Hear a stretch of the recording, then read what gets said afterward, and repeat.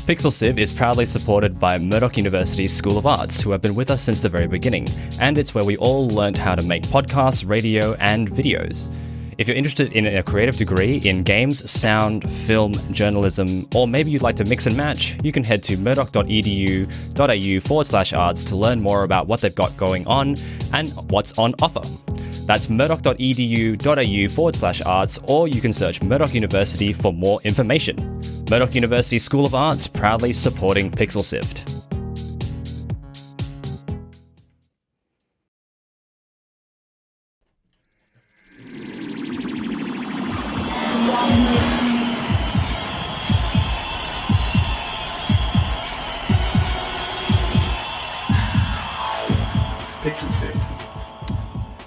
Hello and welcome to Pixel Sift episode 103. My name is Mitch, and if this is your first time joining us, we are a show that celebrates the indie games from across Australia and around the world. Joining me on the show today is my co-host Scott. Hey. And our guest tonight is Aladar Apponyi, and so thank you for joining us, Aladar. Hey, thanks for having me. Aladar is the creator of Eatvolve, the evolution platformer. But first, what are we talking about, Scott, before we get to that? We'll be discussing how having an audience can make difficult games much more enjoyable. Awesome. All right, so let's get into it. Hey there. If you're enjoying the show and you want to hear more, subscribe to Pixel Sift on Apple Podcasts, Pocket Casts, Spotify, or listen on pixelsift.com.au. See you there. So we all know that playing games with friends is almost always better than playing them alone. But what about playing them for an audience? An article by Patrick Klepek pointed out he got much more enjoyment out of recently released Dead Cells with an audience cheering him on while streaming. What do you think about this, Mitchell? So I've actually found that games are actually a lot more fun while streaming. And one of the best examples of that I can identify right now is probably Fortnite, but a game that I very publicly dislike but play almost every Friday. Yeah, and that is a lot more fun with people to hang out with and people watching. So I kind of agree with this, and like just with people in the chat, you know, telling us where to go, requesting we execute certain things and building certain things, it's brings another element to the game that makes it bearable for me. Yeah, I mean, as I said in the opening there, games are almost always better when you've got other people involved. So this is just taking that to like the next level by not only having people to play with, but having people watching you play. Because obviously it works both ways. Yeah, so like, I don't know, it just seems like, and also when we played Stifled last week on the stream, that was definitely something that I don't know, I'm not a horror game person, and it was definitely, I was nervous playing a horror game because it's not a genre that I go for. And that was really handy, even though just to pat my own back, because I was the audience for you live in the studio and helping you with little things that you weren't quite getting, but just, that outside looking in is sometimes really nice and refreshing. Yeah. Aladar, do you find that playing games with an audience, do you find that makes it better for you?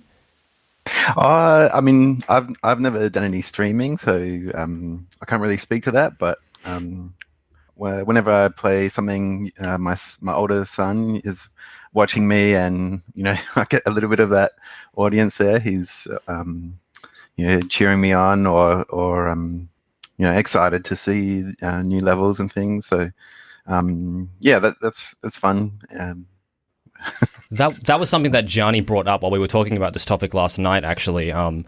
He said, well, the evolution of, like, that's kind of like the basis of this idea is, like, playing games, like, with your friends sitting next to you. They might not necessarily be playing with you, but, like, they're experiencing it with you, and that makes it better. And I think that's a lot of what's great about some horror games. Like Slender, I remember once we took a laptop into the middle of a forest near my house and played Slender in the forest, which was a nightmare.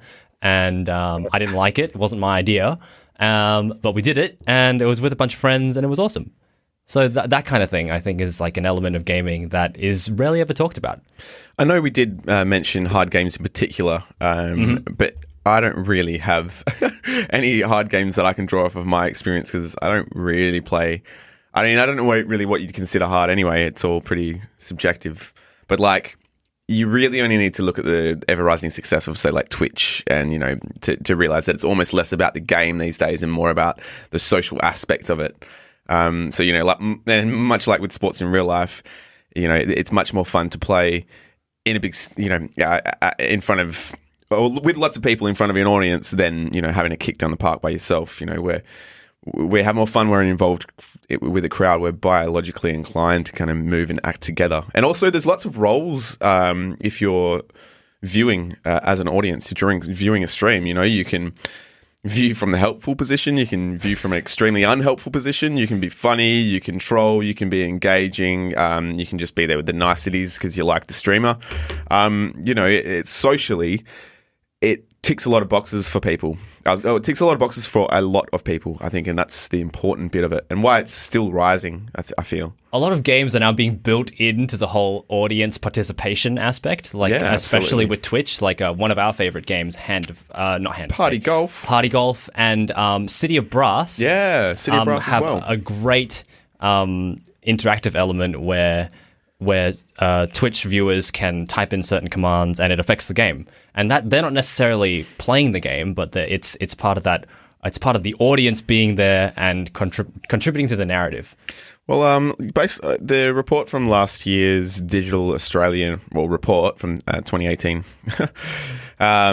said that I think found only 8% of Australians in 2018 were playing alone. That means the remaining 92% were playing with friends, partners, families, or even people online.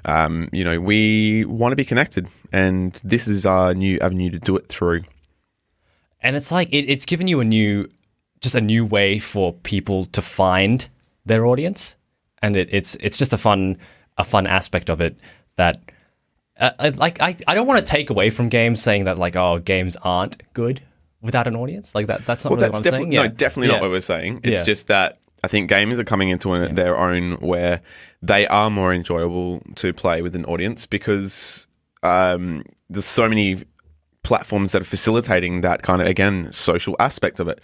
So it seems silly not to embrace what they've almost written into the games, you know, the ability to have an audience. You know, we're also... I've got a really good quote actually from Ron Curry, who is the CEO of IGEA, and he was talking about the Digital Australia report that I was just mentioning before. He said something along the lines of like we're playing with a lot more purpose these days, with more and more Australians recognising the value of games beyond entertainment and into these whole you know, social, family, school, workplace areas. Games are kind of getting more important. They're filling more important niches in our lives.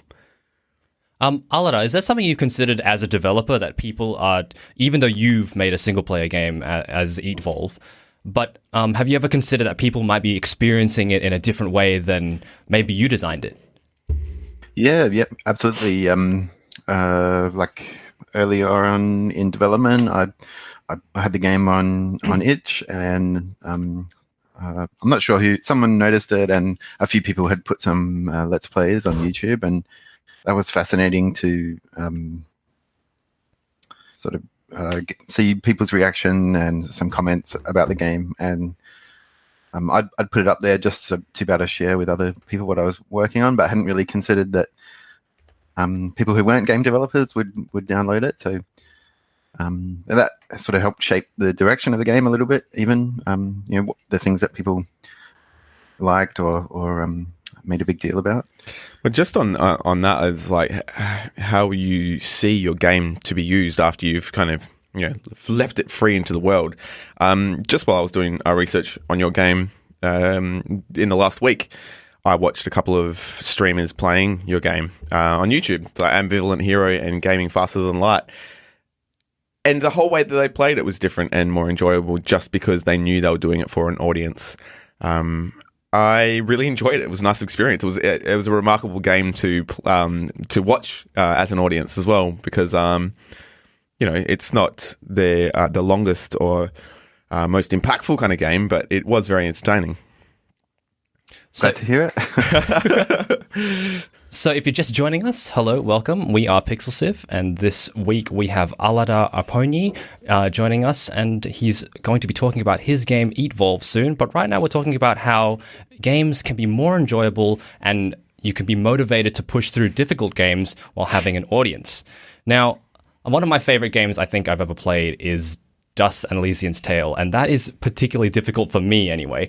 And I've never streamed it, so I'm wondering whether that would be better as a streaming game. I wonder if I'll have more fun in that. So that's one of those experiments that I've wanted to try in the future to see if I can... having someone cheer you on, like if you're getting frustrated with a part, you have to repeat. Absolutely, yeah. And like having someone overcome that and... Oh, sorry. Overcoming that. Yeah, overcoming it. Yeah, like it just seems like you can definitely be way more motivated because someone's watching. Yeah, no, absolutely. I think there's an extra drive there to do a little bit better. From your games. Let's talk about I'll give it one more go rather than throwing the towel in. Yeah, absolutely. So like, I'll go back to it just because it's your go-to hard game of the 2000s. But Dark Demon Souls, whatever, any of them, pick them. They are a highly streamed game, and surprisingly, when you compare it to a lot of the other games that are big competitors in the streaming world, your Dotas, your League of Legends, your PlayerUnknown Battlegrounds, even Overwatch and whatever to a lesser extent, these are very specific games. They all fit into very similar kind of areas of smashing up and enjoying stuff. So it is strange to see other games jumping into that. Yeah, Moody Xander in the chat says, for some reason, seeing someone reacting to something is a much different feeling, is a far different feeling than actually reacting to it, which is interesting. Yeah, maybe there's a bit of like a safety barrier of entry there where, the risk to yourself is a lot less because somebody else is doing it. So, like, speaking of risk to yourself, Epivorous mentioned that watching someone shred on DDR in an arcade might be like the first iteration of this kind of phenomenon. Yeah, right. I definitely have done that many, many times in my life. Just like watching someone blitz it. Like, oh man, if only. DDR and then is trying it and immediately never doing that. Happening. Never try. Not while they're there anyway. Wait till they leave. No, I've had many DDR failures in my life. Let's not get down that road. Nah. All right. Speaking of getting down a road, I think we should move on to our next topic, which is Eatvolve. Hey, Mitch, what are you doing this Friday? I'm playing Fortnite this Friday. But didn't you hate that game? Yeah, but I'm going to go get my pickaxe anyway. What time is it on? It's on at 7:30 p.m. on every Friday night. We play Fortnite, and I hate it. You'll love it. On twitch.tv/PixelSift. Now, Mitch, is that 7:30 Western time or is Australian Eastern Standard Time? 7:30 Perth time. Okay. Western Australian time. Western Standard Time, just for all you Eastern staters over there. Yeah, and it won't be me this week. It'll be Sarah. That's fine. That's if she remembers. I need to remind her. Anywho, back to the topic. We are joined by Aladar Apponyi, aka Puppeter, all the way from Melbourne. He is here to talk about his game, Eatvolve. So, Aladar, can you give me a quick rundown of the game for everyone not familiar? Okay, yep. So it's a evolutionary eat 'em up. It's a platformer where you begin life as a lowly worm. You don't have much ability to do anything, but you can eat other creatures, and by doing so, you take on their ability and body shape. So it's a bit of a game about exploration and discovery, finding what creatures do what, and there's a few things to discover there. So, where did the idea and where did the inspiration for the game come from? Did you see a worm crawling across the ground and be like, game right there? The original idea is from a Global Game Jam. I think it was 2014. The theme was Ouroboros. So that's the snake eating its own tail.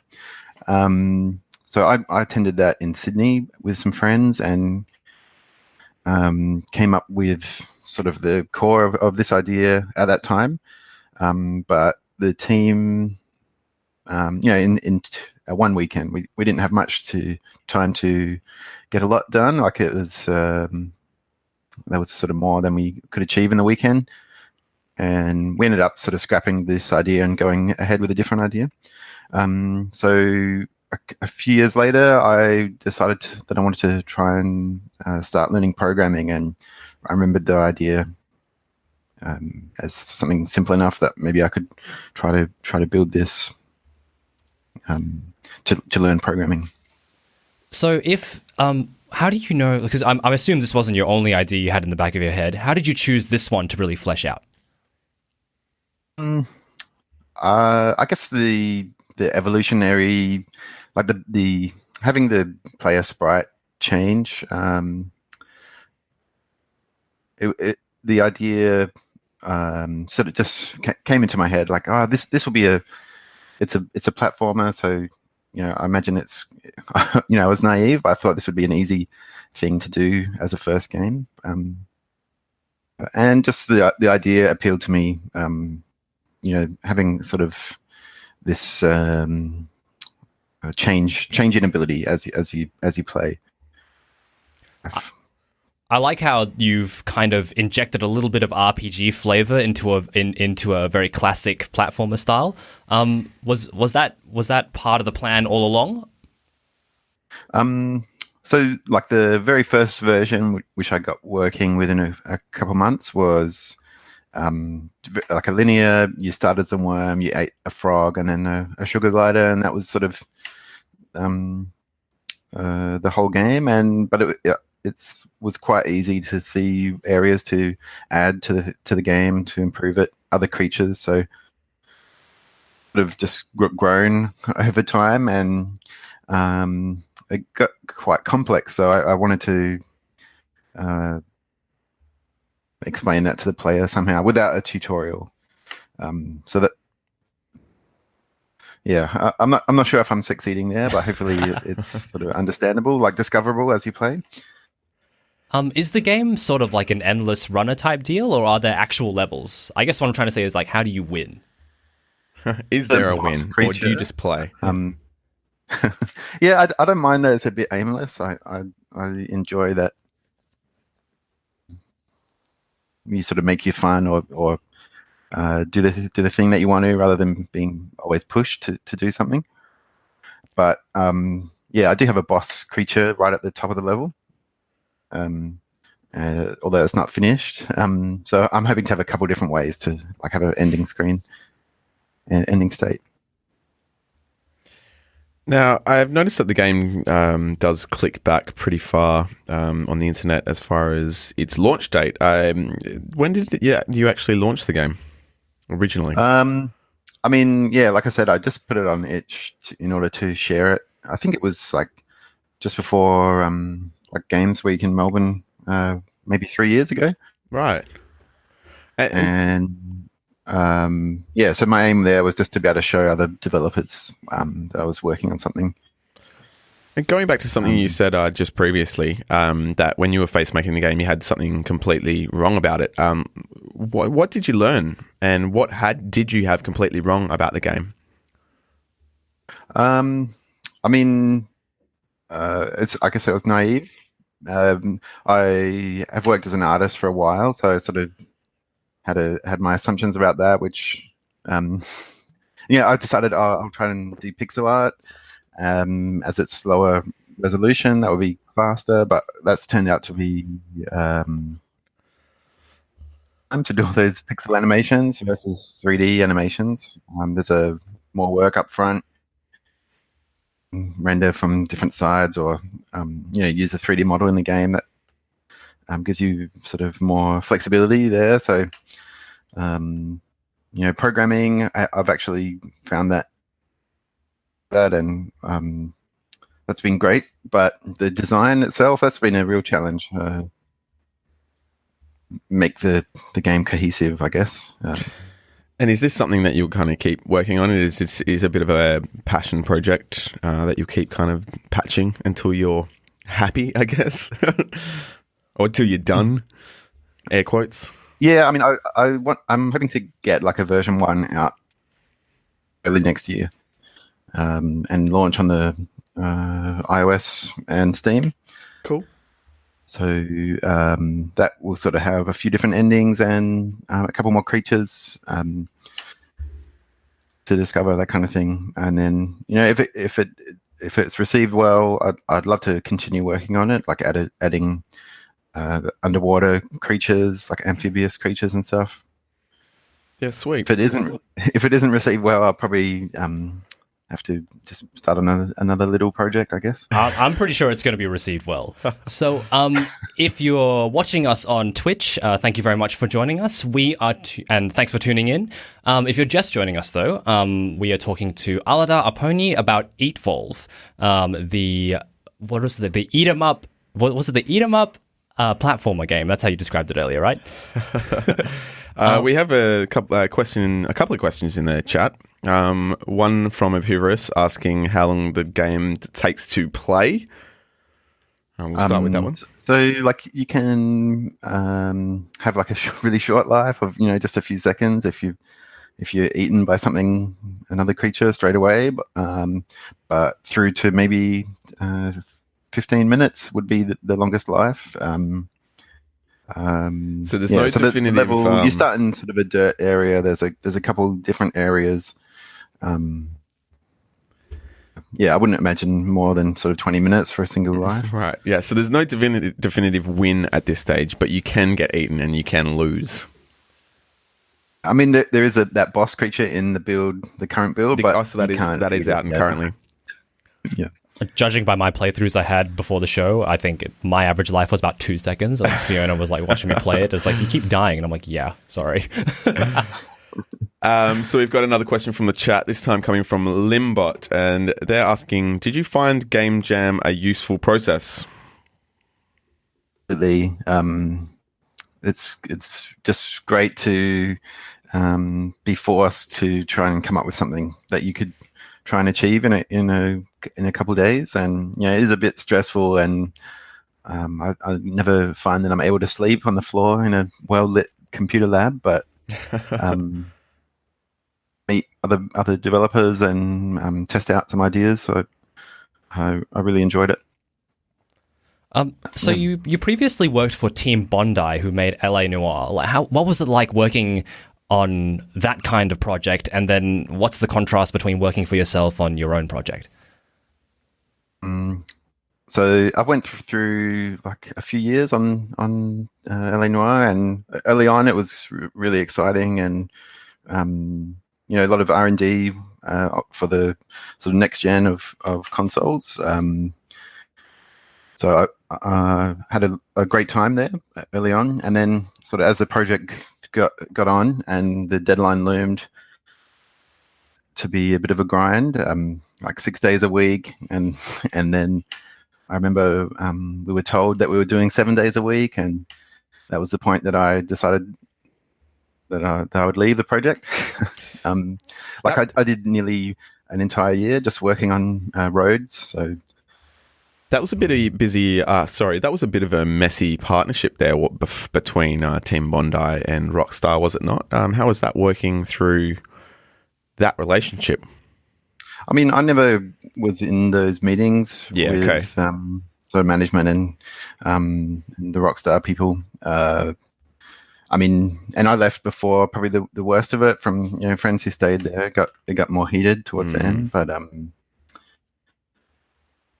I mean,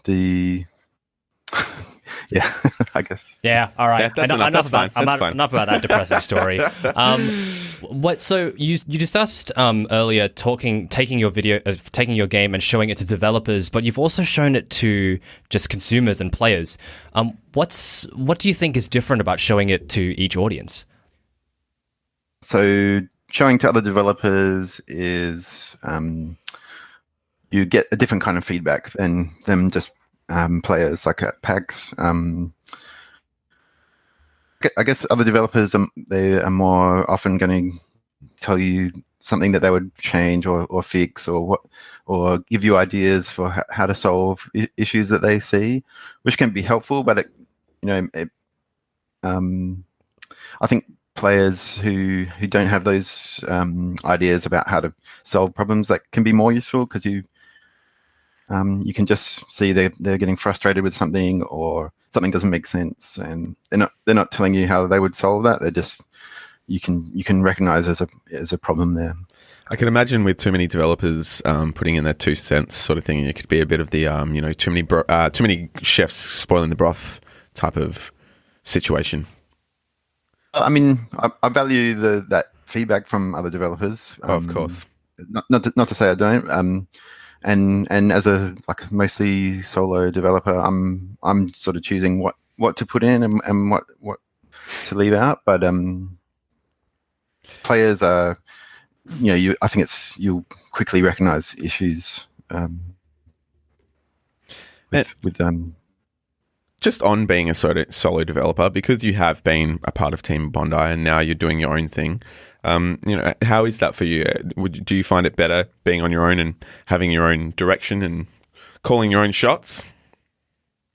I mean, there's things to like about both. I mean, I do prefer working on my own than in a 100-person team. But I think that's mostly due to you're sort of a cog in a machine on such a huge team. There's less opportunity for your input on things. I've worked in smaller teams, sort of 10 to 5 people, and that's probably the preferable situation, where each person has their expertise and working together to solve problems. Yeah, right. Yeah. Awesome. So, if people want to find out more about Eatvolve, where should they go, and where can they find out more information? Probably the best place is my Twitter, which is Papadar with an underscore. I have the itch page, or if you just Google Eatvolve, that'll show up. I try to tweet some in development screenshots and that kind of thing pretty regularly. Awesome. And one last question before we go from Epivorous. What is your dream platform to put Eatvolve on? It's originally designed around the mobile phone. So I guess the dream, everyone wants their things on Switch. I'd love to put it on Switch. That'd be great. But at the moment, I'm just focused on the PC and iOS versions. See how it goes after that, I guess. Nice. Switch is definitely the flavor of the month at the moment. It is everybody wants the flavor of the Switch. couple of years, I guess. And that's good. Yeah, flavor. Yep. And that's good because I think it's definitely earned it. I think that's about all we have time for. Thank you very much for joining us for another episode of Pixel Civ. Thank you very much, Aladar, for joining us. Thank you, Aladar. Thanks so much for having me. Yeah, it's just thanks for spending some time this evening to talk about Eatvolve. All right, well, I've come to the end.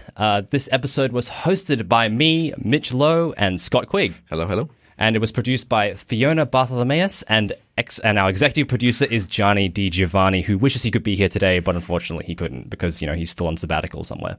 Thank you very much to Murdoch University School of Arts for continuously supporting Pixel Civ throughout all our episodes. If you'd like to learn more about the great creative degree, go to murdoch.edu.au/arts.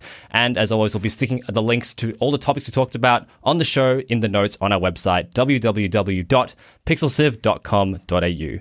And yes, the absolute best thing you can do is head to the Discord, pixelciv.com.au/Discord. If you want to keep an eye on everything we're doing, we post everything there first, and you can chat to us about all that stuff, what we want to do. So, yeah.